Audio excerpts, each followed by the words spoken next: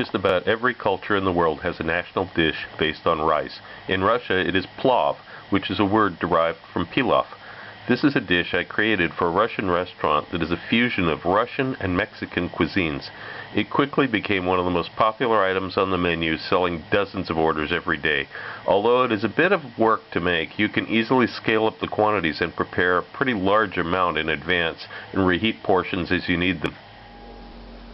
I've got the ingredients assembled for the next section. I've got the onions, the 20 grams of garlic, a jalapeno pepper. Whether you scrape the seeds out of this or not is up to you. If you like it really, really hot, don't.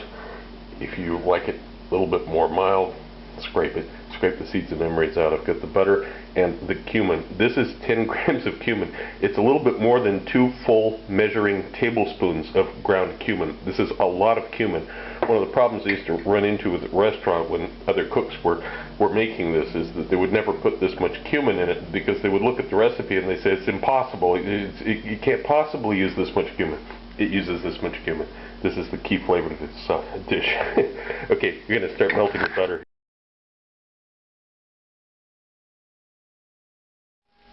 Yeah, these have been cut up. I've still got the cumin waiting. This is the garlic. It's about 1/8-inch dice. The chili, it's about 1/8-inch dice. The onion's about 1/4-inch dice, roughly. And I don't have to be too careful about this because it's going to be cooked for quite a while. It's going to break up a bit anyway. The butter is foamed up, and I'm going to go ahead and add the chili, actually, in this case, the garlic, and all that cumin into here.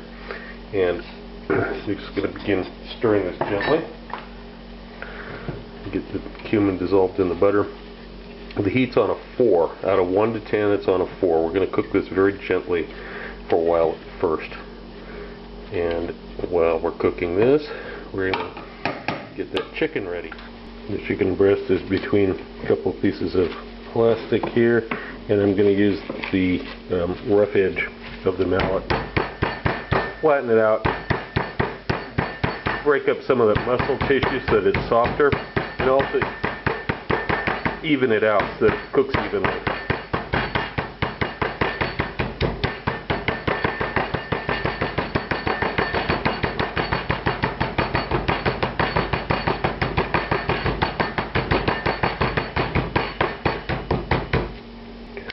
Now I'm going to season it quite liberally with black pepper and salt on both sides.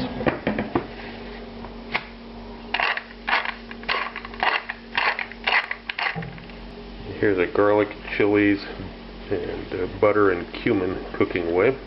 It's looking pretty good. Now I'm going to drop that seasoned chicken breast into this. And I'm going to increase the heat now. It was down to 3. I'm going to increase it up to about 5.5. We're going to start cooking this. After 3 minutes, I'm going to flip this over.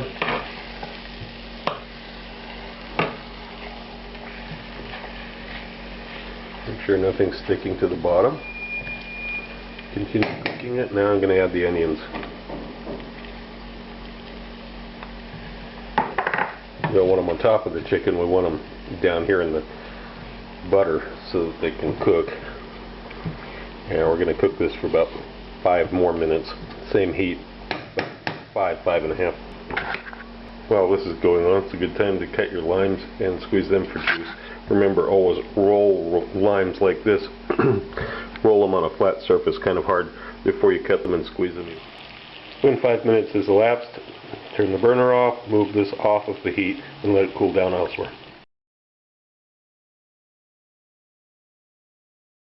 After it's cooled a bit, we remove the chicken to a plate and dice it up. You can see it's basically, it is cooked all the way through now, which makes it safe for baking it in the rice. You know that it's not going to have any problems with being raw in the final product. Okay, we've got everything ready now. We've got the lime juice, the mayonnaise, the grated cheese, this chicken that I've cubed up, and there's the remainder of the garlic and chilies and all in the pan. And here's our rice. Let's scrape out the contents of this pan.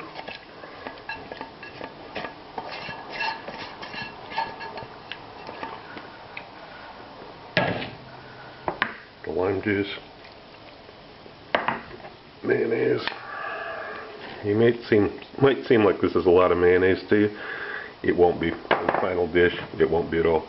Here's the cheese and chicken.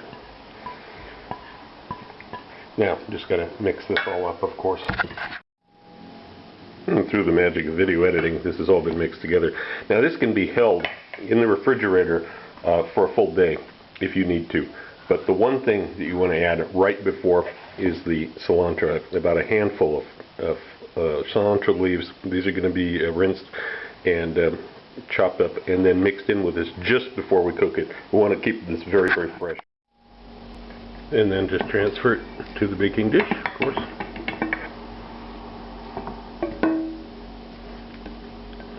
And flatten it out, make it even so it cooks evenly across. Your oven should be preheated already.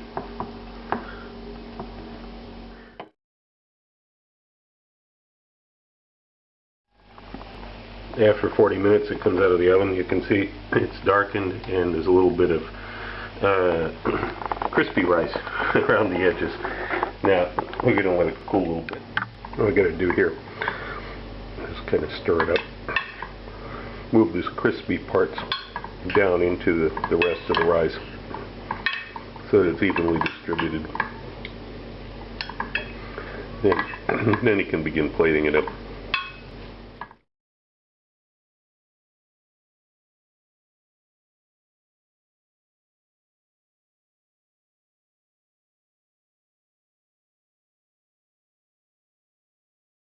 Also look for my cocktail book, Cocktails of the South Pacific and Beyond, Advanced Mixology, available through Amazon online.